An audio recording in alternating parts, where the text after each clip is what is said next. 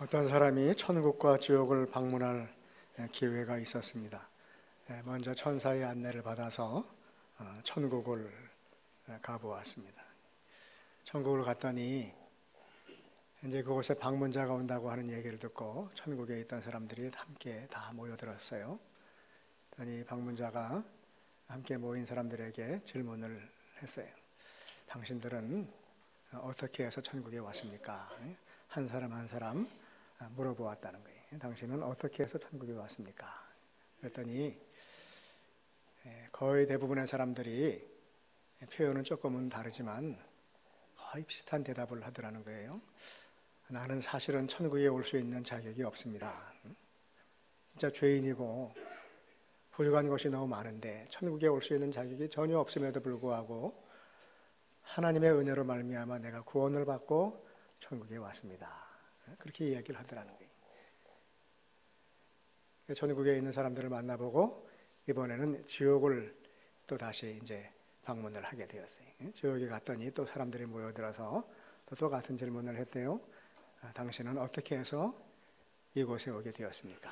그랬더니 대답을 하는 사람들이 거의 또 똑같은 대답을 하더라는 거예요. 나는 너무 억울합니다. 나는 지옥에 올 사람이 아닌데, 내가 이곳에 올 사람이 아닌데, 나는 진짜 세상에서 의롭게 살고 나 같은 의로운 사람이 없는데 왜 내가 여기 왔는지 나도 이해를 하지 못하겠다. 너무 억울하다. 선생님이 혹시 나중에 기회가 되거든 나를 좀 이곳에서 좀 나가게 해달라는 뭐 그런 이야기를 하더랍니다. 그래서 이 방문자가 천국과 지옥을 다 같이 이렇게 방문을 하고 난 다음에 혼자 생각을 가만히 해보니까 천국은 나는 죄인입니다. 나는 진짜 아무것도 내세울 것이 없는 사람입니다. 라고 그렇게 고백하는 사람들이 모인 곳이 그곳이 천국이고, 지옥은 저마다 나는 전혀 죄가 없는 사람이고 나는 참 의로운 사람인데 내가 왜 여기 왔는지 모르겠다. 그러면서 나는 의로운 사람입니다. 라고 고백하는 사람들이 모인 곳이 지옥이구나 하는 생각을 했다는 거예요. 천국은 의로운 사람들이 모인 곳이 천국이 돼야지만 되잖아요. 근데 가보니까 나는 죄인입니다 라고 그렇게 고백을 하는 사람들이 모여있는 곳이 그게 바로 천국이다라는 거예요. 또 지옥은 죄 있는 사람들이 와야 될 것 같은데 가서 보니까 나는 의로운 사람입니다.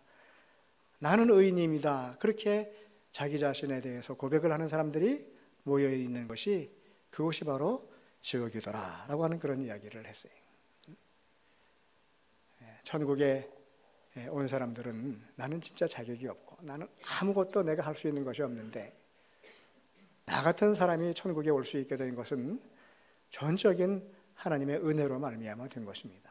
나는 그야말로 손가락 하나 내가 움직일 수 있는 그런 힘이 없는 사람입니다. 이렇게 고백하는 사람들이 천국에 모여 있더라는 거예요. 가만히 생각을 해보면 진짜 우리들이 내 자신이 할 수 있는 것들이 별로 없어요. 물론 하나님의 피조물 가운데 우리 사람들이 엄청난 능력이 있죠. 그래서 뭐 그렇게 무거운 비행기가 떨어지지도 않고 하늘을 날 수 있게 그렇게 만드는 것도 그것도 여러분 굉장히 놀라운 일 아닙니까?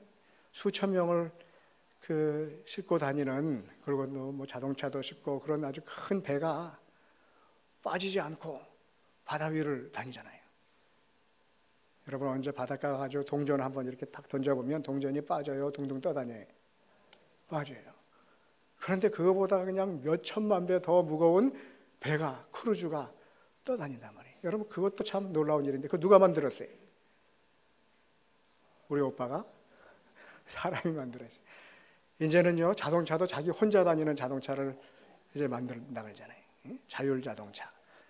못할 것이 없는 것이 사람인 것 같아요. 그런데 가만히 보면 사실은 손가락 하나도 자기 마음대로 움직이기가 어려워요. 제가 어저께 제 방에서 이렇게 어떤 자료를 복사하다가 복사를 다 했는데 보니까 복사지를 딱 꺼내서 보니까 뭐가 손가락에 피가 묻어 있더라고. 그래서 이게 웬일인가 그랬어요. 이 피가 묻을 일이 없는데 이게 어디서 묻었나. 나중에 닦고 보니까 이렇게 쫙 금이 갔어요. 손가락에. 보니까 이게 어떻게 된 건가 가만히 생각을 해보니까요, 복사 용지를 끼다가 복사 용지에 A4 용지에 빈 거예요. 그때 이렇게 보니까 그때부터 막 아프기 시작한 거야. 그 전까지는 안 아팠는데. 그래가지고 밤에 자기 전에 후시딘 바르고 또 밴드 붙이고 그리고 아침에 뛰었는데도 지금도 아파요. 얼마나 멍청하면 종이장에 자기 손가락을 비고 다녀요. 여러분들 그 종이장에다가 그 손가락 폈던 경험이 있는 사람들이 있어요? 아이고, 저같이 멍청한 사람들이 이렇게 많네. 여러분, 우리들이 진짜 뭐 대단한 것 같지만 종이에다가 손가락 비고 다니는 사람이에요. 사실은 손가락도 내 마음대로 움직일 수 있는 게 아니에요. 물 한 모금 마시는 것도 사실은 내가 할 수 있는 것 같지만 그것도 하나님이 허락하셔야 할 수 있는 거예요. 가만히 생각을 해보면 우리가 할 수 있는 것이 없어요. 내가 순간순간으로 살아가는 것이 이게 내 능력이 아니라 하나님의 도우심과 은혜로 살아가는 것이구나 하는 것을 고백하고, 하나님, 나는 죄인입니다, 이렇게 고백하는 사람들이, 그런 사람들이 모여있는 곳이, 그것이 바로 천국이라는 거예요. 자기 자신의 한계를 인정하고 하나님의 전적인 도우심이 있어야 된다고 하는 것을 고백하는 사람들이 모여있는 곳이 천국이라는 것이죠. 베드로가 고기를 잡느라고 그물을 던졌어요. 밤새도록 그물을 던졌는데 고기가 한 마리도 잡히질 않아요. 그리고 참 낙심하고 있을 때 주님께서 오셔서 깊은 데로 가서 그물을 던져라, 이렇게 말씀하셨어요. 아마 베드로가 속으로 그런 생각이 들었을 것 같아요. 아이고, 네가 알긴 뭘 하냐 말이야. 내 평생을 어부로 살았는데 그래도 선생님의 말씀에 의지하여 내가 그물을 던지겠나이다. 그리고 가서 그물을 던졌는데 고기가 얼만큼 잡혔다 그랬어요? 몇 마리? 그물이 찢어질 만큼 잡혔다는 거예요. 그 일이 있고 난 다음에요, 그 많은 고기를 잡고 난 다음에 베드로가 주님의 그 발 앞에 꿇어 엎드려서 고백을 했어요. 뭐라고 고백을 했어요? 주님, 이렇게 많은 고기를 잡게 해주셔서 감사합니다. 그렇게 고백한 것이 아니라, 주여, 나를 떠나소서, 나는 죄인으로서이다. 나는 죄인입니다. 그런 고백을 했어요. 아니, 고기를 많이 잡았는데 고기를 많이 잡은 것과 자기가 죄인이라고 하는 것이 무슨 관계가 있어요? 고기를 많이 잡았으면 주님 덕분입니다, 주님 감사합니다, 그러면 될 텐데, 주여, 내가 죄인입니다, 그런 고백을 했다는 거예요. 베드로가 왜 그런 고백을 했을까? 물론 성경에는 기록이 되어 있지는 않지만 가만히 생각을 해보면요, 베드로가 다른 건 몰라도 고기 잡는 일에 있어서는 자기가 최고라고 생각을 했을 거예요. 뭐 어디서 고기도 한번 잡아보지 못한 사람이 와가지고 그물을 여기 던져라 저기 던지라라고 했을 때 아마 가소로운 생각이 들었을 것 같아요. 그러나 주님의 말씀에 의지해서 그물을 던졌더니 고기가 그렇게 많이 잡힌 것을 보고, 아하, 이게 내가 아무리 경험이 많아도, 그물 던지는 것 하나도, 고기를 잡는 것조차도 내가 아무리 경험이 많다 할지라도 주님의 말씀에 의지하지 아니하면, 주님의 도우심이 없으면 이게 되는 일이 아니구나 하는 것을 아마 깨달았던 것 같아요. 이제까지 주님 없이도 내가 얼마든지 살 수 있습니다. 하나님 없이도 내가 얼마든지 살 수 있습니다. 고기 잡는 일은 누구의 도움을 받지 않고 내가 할 수 있는 일입니다. 그렇게 생각했던 것을 베드로가 아마 뉘우쳤던 것 같아요. 그러니까 주님, 내가 죄인입니다, 그런 고백을 할 수밖에 없었다는 겁니다. 다시 말해서 베드로는 자신의 한계를 그때 깨달았어요. 내가 아무리 경험이 많아도 내가 할 수 있는 일이 아니구나. 고기 잡는 일이 내가 진짜 이제까지는 내가 최고라고 생각했지만은, 그러나 그 일조차도 내가 그렇게 평생 동안 경험을 쌓고 능수능란하게 잘할 수 있다고 생각했던 그 일조차도 내 혼자의 힘으로 하는 것이 아니라고 하는 깨달음을 얻었던 것 같아요. 그렇기 때문에 주님 앞에서 내가 죄인입니다, 그런 고백을 했습니다.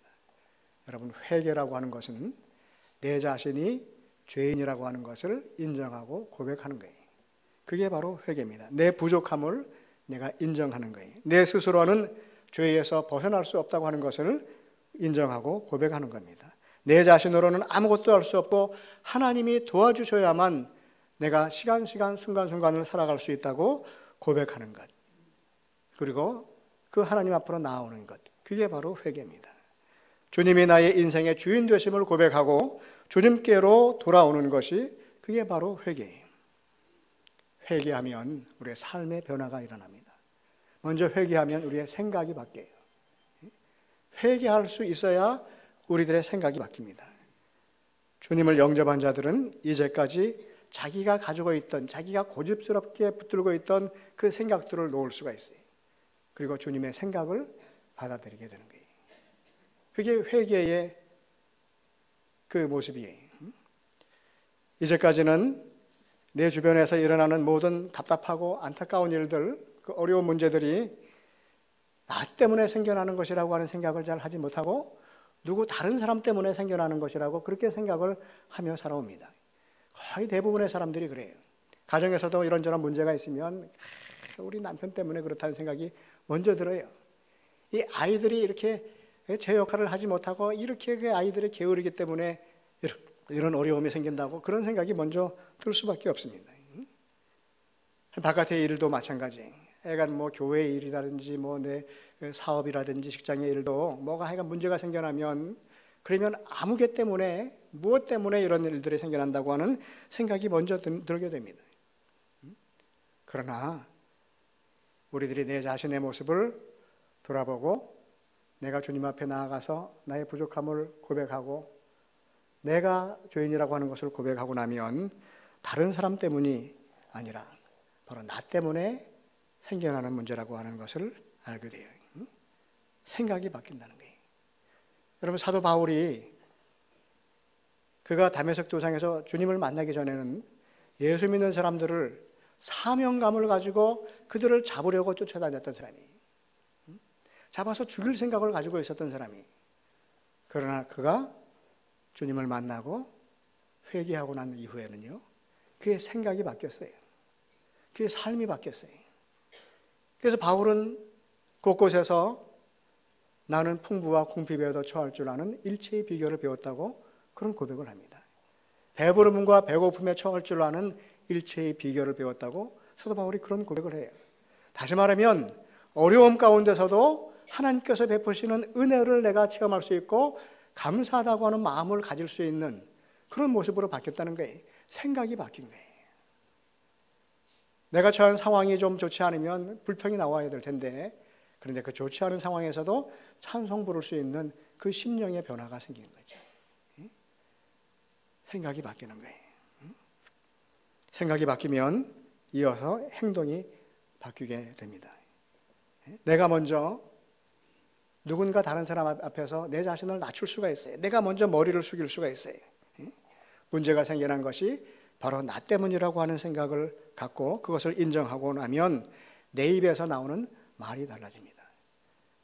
여러분, 우리들이 그리스도 예수 안에서 회개함으로 우리의 생각이 바뀌면 제일 먼저 나타나는 변화가 말이 바뀌는 거예요. 이전까지는 똑같은 말을 해도 다른 사람에게 이렇게 별로 좀 부담스러운 느낌을 주는 그런 말들이 툭툭 나가는 경우들이 많았어요. 자기도 모르는 사이에 말을 하면 다른 사람들이 상처를 받아요. 자기는 몰라요. 근데 회개하고 자기의 생각이 바뀌게 되면 그 말이 바뀌는 거예요. 물론 외국어도 뭐 그렇겠지만 특별히 우리나라 말은요, 이 억양에 따라서 그 의미가 완전히 달라져요. 똑같은 말을 해도 아이고 김인구 장로님 진짜 참 잘하셨습니다. 이렇게 얘기할 때랑 장로님 잘했습니다. 잘했어요. 이렇게 얘기할 때랑은 달라요. 그렇잖아요. 저희 집 아이가 학교에서 초등학교 때 그냥 말썽을 부리다가 선생님한테 칭찬을 받고 나서는 도대체 그 조그만 그 아이가 자기가 생각할 때도 이해가 되지 않는 거예요. 내가 잘못했는데 선생님이 나를 칭찬했다는 거야. 그리고 집에 와서는 자기 엄마한테 이 얘기를 했어요. 엄마, 내가 옆에 있는 아이를 때렸는데 선생님이 나를 칭찬했다는 거예요. 어떻게 칭찬했는데 나보고 아이고 이놈아 잘했다 그러더라는 거예요. 왜 칭찬을 했는지 모르겠다는 거예요. 그 아이는 모르죠. 그렇잖아요. 여러분, 똑같은 말이라도 우리들이 어떤 말투로 어떤 억양으로 하느냐 하는 것에 따라서 상대방이 받는 느낌이 엄청나게 다릅니다. 평상시에 우리들이 회개하지 아니하고 우리의 생각이 바뀌지 않게 되면은요, 그냥 내가 가지고 있는 내 생각대로, 내 스타일대로, 내 말투대로 나가요.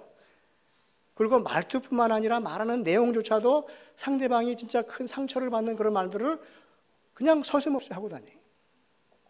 그러나 내가 주인이라고 하는 것을 내가 인정하고 고백하고 내 생각이 바뀌게 되면요, 그때부터 내 입에서 나오는 말들이 바뀌는 거예요. 말이 바뀌면 관계가 바뀝니다. 먼저 내가 상대방에게 자기 자신의 부족함을 고백하고 용서를 구할 수 있는 그런 일들이 생겨나게 되는 거예요. 그렇기 때문에 변화를 원하면 제일 먼저 우리들이 해야 될 일은요, 회개하는 일이에요. 내 자신이 변화되기를 원한다고 한다면, 내 자신이 바뀌기를 원한다고 한다면 내가 주님 앞에 나아가서 주님, 내가 죄인입니다. 이제까지 내 경험 가지고 살았습니다. 주님의 도우심이 아니면, 주님의 은혜가 아니면 내가 할 수 있는 것이 없습니다 라고 하는 그런 고백을 할 수 있어야지만 된다는 거예요. 그래야지만 내 자신의 변화를 내가 경험할 수가 있어요. 공동체가 바뀌는 것도 마찬가지입니다. 공동체의 변화는요, 다른 사람이 회개하고 다른 사람이 잘못을 고침으로 말미암아 공동체가 바뀌는 것이 아니라 내가 먼저 주님 앞에서 내 자신의 그 허물을, 내 자신의 죄를 고백하고 내가 죄인임을 인정하고, 그리고 주님이 나를 만져주시기를 우리들이 간구할 수 있어야만, 그래야만 공동체가 바뀔 수 있어요. 우리들은 뭐 하여간 직장의 일들이 잘 안 되고 뭐 교회가 좀 뭐 어려움이 있고 뭐 가정에서 문제가 있고 이러면 다 누구 때문이라고 먼저 생각이 됩니다.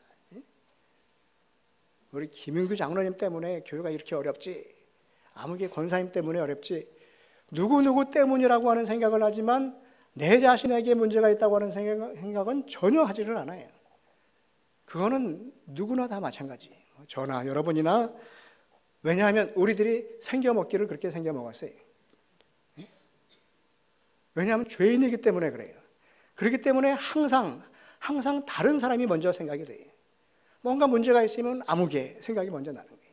좋은 일이 있으면 바로 내가 잘해서 그런 거 같고.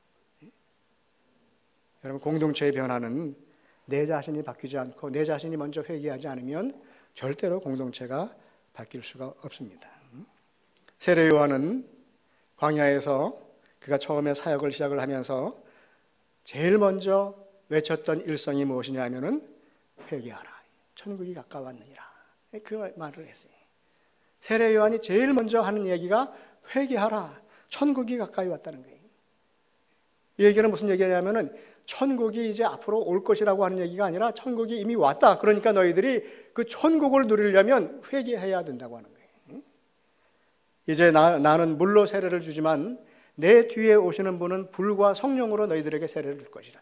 그때가 되면 알곡과 쭉정이를 구별할 것이고 쭉정이들은 전부 불에 던져져서 이제 불에 태워지게 될 것이라는 거예요. 그렇기 때문에 지금 회개하고 천국을 누리라고 하는 그런 이야기를 했어요.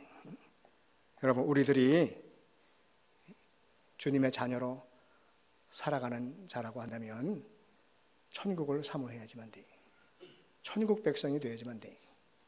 그리고 그 천국을 얻고 천국을 누리려면 먼저 회개하는 일을 해야지만 됩니다. 여러분, 천국을 누리고 싶으세요? 아니면 지옥에 가고 싶으세요? 여러분, 천국에 가고 싶으세요? 아니면 지옥에 가고 싶으세요? 여러분 말에 능력이 있잖아요. 제가 1부 예배 때도 2부 예배 때도 여러분 천국에 가고 싶습니까? 지옥에 가고 싶습니까? 했더니 대답도 안 하시더라고요. 여러분, 천국에 가고 싶습니까? 지옥에 가고 싶습니까? 했더니 천국입니다 그러더라고요. 여러분, 천국에 가시고 싶죠? 언제 가는 천국인데? 죽은 다음에? 죽은 다음이 아니라 지금 천국을 누리는 거예요. 지금 천국을 누리는 거예요. 천국을 누리려면요, 천국을 생각해야 돼. 그리고 천국을 바라봐야 돼. 사모해야지만 돼요. 내가 계속 생각하고 바라보고 사모하는 것들을 그걸 얻게 돼 있어요. 죽고 싶다. 뭐 살아봤자 맨날 그게 재미도 하나도 없는데 죽고 싶다. 죽고 싶다 그러면요, 진짜 나중에 죽어요. 자살하는 사람들은 뭐 순간적으로 확 해서 자살하는 것이 아니라 늘 그 마음속에 어두운 영이 있는 거예요. 그러다가 갑자기 형편이 어려워지고 진짜 절망적인 상황이 되고 이러면은 죽고 싶다 했던 것들이 그게 실천으로 옮겨지는 것이죠. 천국을 사모하는 사람들, 천국을 바라보는 사람들, 천국을 생각하는 사람들이 천국을 얻을 수 있어요. 그러니까 우리들은 죽은 다음이 아니라 지금부터 천국을 바라봐야 돼요. 그리고 천국을 누리는 것을 우리들이 사모할 수 있어야지만 돼요. 우리는 이 세상에 돈 벌기 위해서 출세하기 위해서 온 것이 아니라 천국을 얻기 위해서 오신 거예요.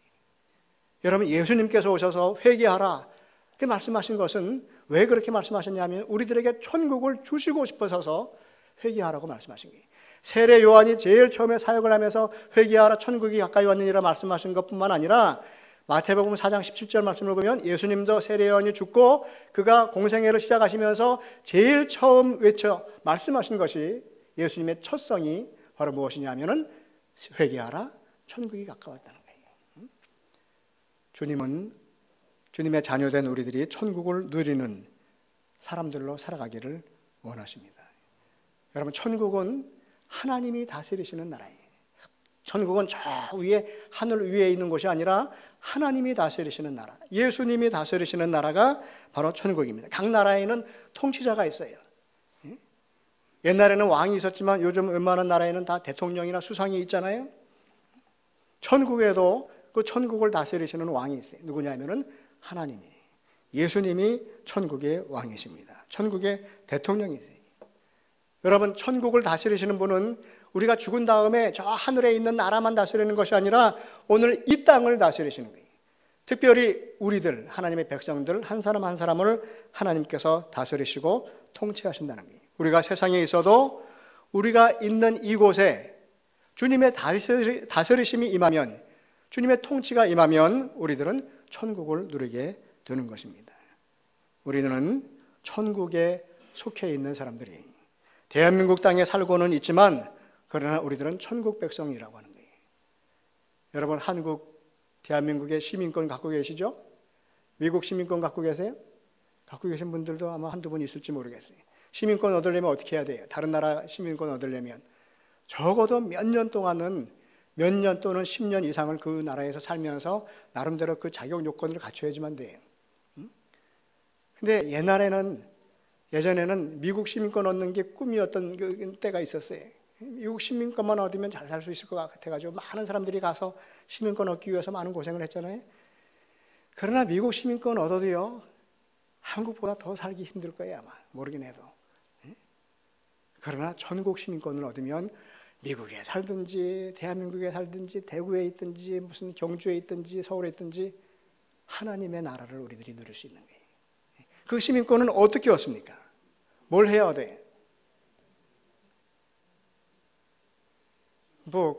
천국 시민권 얻는 법도 모르니까 그 얘기는 다른 말로 하면은 그냥 난 천국 시민권 얻고 싶은 생각도 없다. 그냥 이 세상에서 출세했으면 좋겠다. 그 생각하고 살아오지 않았나 몰라요. 여러분, 천국 시민권을 얻으려면 예수 그리스도를 내가 모시면 돼요. 주님이 내 안에 계시기를 내가 사모하고 기도하면 되는 거예요. 예수님이 나의 그리스도이심을 고백하고 내 인생의 주인이심을 고백하고 그리고 주님을 영접하면 우리들은 그 즉시로 천국의 시민권을 얻는 자가 되는 것입니다. 천국과 같은 환경에서 살아도 그 심령 속에 주님을 모시지 않고 주님이 계시지 않으면 천국이 아니라 지옥을 살 수밖에 없습니다. 우리는 평상시에 살아가면서요, 늘 천국을 사모하고 지금 이 시간 내가 살아가지만 이 땅에서 지금 내가 살아가는 이때, 지금 이 시간에 천국을 내가 누리는 천국 백성으로 살기를 날마다 사모하고 기도할 수 있어야지만 된다는 거예요. 주님이 임하시는 곳이 그게 바로 하나님 나라예요. 주님이 우리 가정에 임하시면 우리 가정이 천국이 되고 우리 교회에 임하시면 우리 교회가 천국이 됩니다. 여러분, 세상에 있는 모든 교회가 다 천국 같은 교회냐? 아니에요.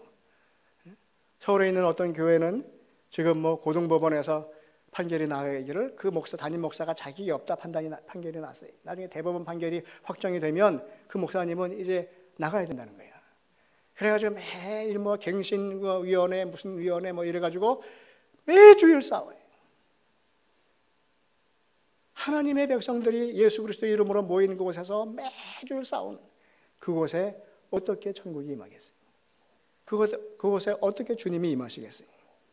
여러분, 아무리 교회라 할지라도 그 교회를 이루는 우리 성도들 한 사람 한 사람이 주님을 사모하고 주님이 임하시기를 우리들이 간절히 기도하고 또 사모할 수 있어야만, 그래야만 주님이 오시는 것을 우리들이 영접하고 또 주님을 모셔드리고 그야말로 천국을 누릴 수 있다고 하는 겁니다. 그렇기 때문에 우리들이 평상시에 사랑하는 내 자녀들이 출세하는 것을 위해서 기도하는 일도 필요하긴 하지만 주님이 내 안에 임하시기를 원합니다. 주님, 우리 가정에 주님이 임하시기를 원합니다.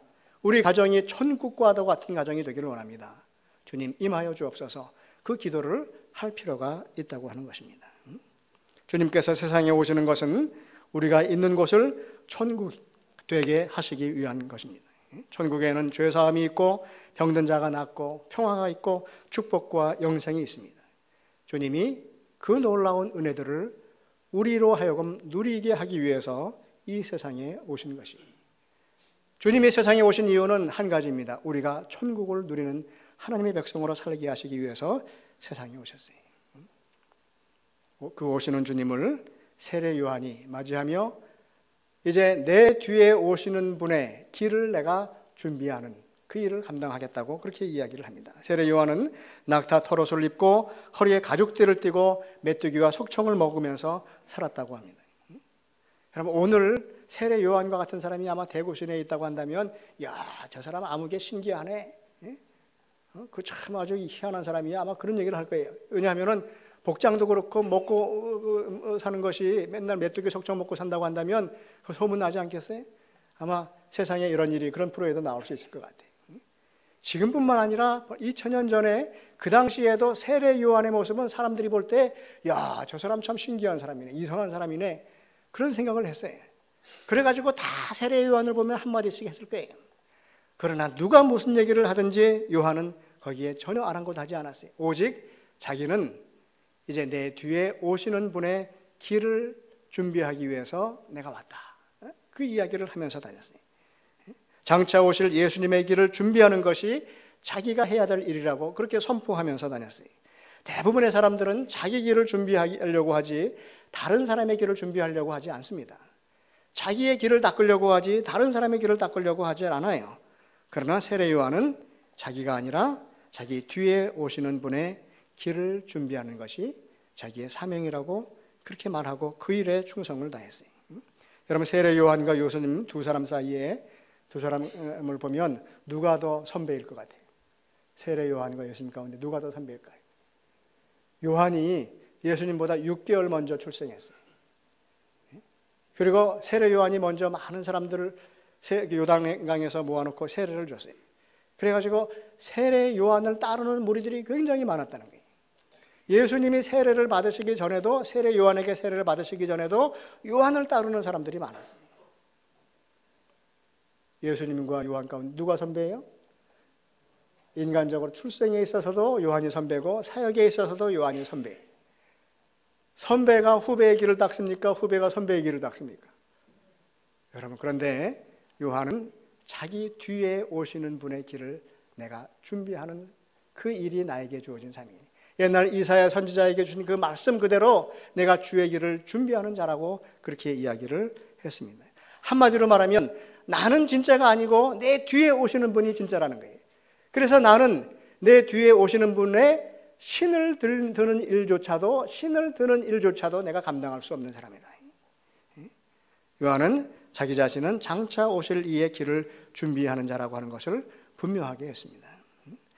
한마디로 말하면 자기는 달을 가리키는 손가락에 지날 뿐이지 자기 스스로가 달이 아니라고 하는 것을 분명히 이야기를 했어요. 요즘 저마다 자기가 이 나라를 구할 자라고, 이 나라를 위해서는 자기와 같은 사람이 꼭 필요하다고 그렇게 대놓고 이야기하는 사람들이 얼마나 많이 있습니까? 다른 사람이 아니라 내가 이 나라를 위해서 일할 사람이라는 거예요. 지옥에 가면은요, 그런 사람들이 많이 모여있다 그래요. 어느 누구도 자기 자신을 드러내려고 하지 자기 아닌 다른 사람을 드러내려고 하는 사람은 없습니다. 어느 누구도 자기는 뒤에서 준비하는 자라고 하는 사람은 없어요. 어느 누구도 내가 능력이 있는 자가 아니라 내 뒤에 오는 이가 진짜 능력이 있는 자라고 그렇게 이야기를 하면서 한 발 뒤로 물러서려고 하는 사람은 한 사람도 없어요. 그러나 요한은 자기가 아니라 내 뒤에 오시는 분이 진짜라고 하는 그런 얘기를 했어요. 그래서 자기는 내 뒤에 오시는 분의 길을 준비하는 자에 지나지 않는다고 그렇게 얘기를 합니다. 세례 요한처럼 우리들도 오시는 주님의 길을 준비하는 자들입니다. 주님이 다시 오실 것을 믿고 주님이 오시는 그 길을 닦고 준비하는 일을 하는 사람들이 바로 우리들이에요. 어떤 일이든지 중요한 일을 하려면요, 먼저 준비하는 과정이 있어야지만 됩니다. 특히 중요한 일일수록 더욱더 철저히 준비할 수 있어야지만 돼요. 중요할수록 오랜 시간 준비해야지만 됩니다. 운동선수들, 이름을 날리는 운동선수들이 이를테면 농구선수라고 한다면요, 그 농구 경기를 하기 전에 진짜 그 숱한 그 날들을 얼마나 연습을 많이 하는지 몰라요. 옛날 이충희 선수 같은 그런 사람들은 하루에 매일 1000개씩 슛 연습을 했다는 거예요. 1000개씩을 슛을 쏘는 연습을 했다는 거예요. 그러니까 뭔가를 제대로 하려면요, 반드시 연습해야 돼요. 반드시 준비하고 훈련하는 시간이 있어야지만 돼요. 비행기를 조종하는 사람들이 굉장히 준비를 많이 한대. 다시 말하면 훈련을 많이 한다는 거예요. 요즘 비행기들은 특히 이제 전투기가 아니라 그 여객기 같은 경우에는 자동 운항 장치가 다 있죠. 그래가지고 조종사가 가만히 손을 놓고 그냥 있어도, 커피 먹으면서 있어도 비행기가 자기가 다 알아서 길을 찾아가고 다 그 기류 변화에 따라서 적응하고 다 그래요. 조종사가 할 일이 없어요. 그런데도 계속 끊임없이 훈련을 해야 한다는 거예요. 왜냐하면 갑작스러운 어떤 위기 상황이 닥쳤을 때, 이게 어떻게 해야 될까 그 고민하지 아니하고, 어떤 갑작스러운 일이 닥쳤을 때 자기도 모르게 반사적으로 그걸 조치할 수 있는 능력을, 그걸 갖게 하기 위해서는 끊임없이 준비하고 훈련하는 일을 해야지만 된다는 거예요. 여러분, 어떤 면에서 하나님의 자녀로 살아가는 우리들도요, 반사적으로 우리들이 주님의 길을 준비하는 자로, 진짜 주님께서 칭찬하는 자로 그렇게 살아갈 수 있도록 우리들 스스로가 평상시에 준비하는 그런 훈련들을 해야지만 돼요. 그 준비는 어떤 준비냐면요, 회개하는 훈련하는 거예요. 회개하는 준비하는 거예요. 끊임없이 회개하는 그런 훈련들을 우리들이 할 수 있어야지만 돼요. 어떤 사람은 거짓말하는 것을요, 밥 먹듯이 하는 사람이 있어요. 밥 먹듯이 한다고 하는 거는 어떻게 한다는 거예요? 그럼 밥 먹을 때 눈 감고도 먹을 수 있죠. 밥 먹을 때 눈 감고도 먹을 수 있어요. 밥 먹는 일은, 누워서 떡 먹는 일은 좀 힘들지 모르지만 눈 감고도 할 수 있어요. 매일 하는 일이기 때문에 그건 쉬워요. 평상시에 우리들이 늘 하는 일들은 눈 감고도 할 수 있어요. 그런데 어떤 사람들은 거짓말을 하면서 그냥 아무런 그 마음의 부담도 없이 그냥 하고 또 하고 또 하고 그래요. 그러다 보니까 나중에는 이 감각이 무뎌져 가지고 자기가 사기를 쳐도 죄를 짓는지 잘 몰라. 근데 하나님의 백성으로 주님의 길을 준비하는 자로 살아가는 우리들은 평상시에 혹시라도 내가 이렇게 지내다가 거짓말을 했을 때 자기도 모르게 내가 지금 무슨 말을 한 거야. 그러면서 순식간에 느껴질 수 있어야 돼. 아니지, 내가 이게 잘못하는 것이지. 주님께서 기뻐하시는 일이 아니지 라고 하는 것을 순식간에 반사적으로 자기가 느낄 수 있어야 된다는 거예요. 예를 들어 아이고 장로님 잘했습니다 이렇게 제가 얘기를 했는데, 그렇게 얘기하면서 이게 아니지, 이게 아니, 내가 말을 이렇게 하면 안 되지. 반사적으로 자기가 그게 와닿는 거예요. 이게 주님이 기뻐하시는 말투가 아니지 하는 것을 자기가 인지할 수 있어야 된다는 거예요. 비행기 조종사가 위기에 처했을 때 반사적으로 그 위기에 대처할 수 있는 능력을 키우기 위해서 준비하는 것처럼 우리들도 평상시에 하나님께서 기뻐하시는 삶을 살기 위해서는 내가 회개하는 훈련을 하는데 반사적으로 내 부족함과 내 허물을 깨닫고 그것을 고쳐나가는 그런 훈련들을, 그런 준비들을 우리들이 할 수 있어야 된다는 거예요. 그거 못하면은요, 우리들은 늘 거짓말을 하고 다른 사람을 찌르고 아프게 하고 그렇게 살아가면서도 내가 무슨 잘못을 하는지를 느끼지도 못하고 깨닫지도 못하고 살아가는 거예요. 오늘날 기독교가 욕을 먹는 이유 가운데 하나는요, 너무 타성적으로 세상 사람들이 손가락질하는 일들을 하면서도 그것이 잘못된 것인지를 모르고 그냥 무감각하게 계속해서 되풀이하고 있기 때문에 욕을 먹는 거예요. 다시 말하면 우리 믿는 사람들이요, 자기 자신을 돌아보고 회개하는 그런 훈련들을 하지 않고 살아가는 거예요. 복 받는 일에는 예민하지만 내 자신을 돌아보고 회개하는 일에는 예민하지 않다는 거예요. 주님의 길을 준비하는 일은요, 세례 요한의 말씀처럼, 주님의 말씀처럼 회개하라. 천국이 가까이 왔느니라. 회개해야 주님의 길을 우리들이 준비할 수가 있어요. 회개해야 주님이 주시는 천국을 누릴 수가 있어요.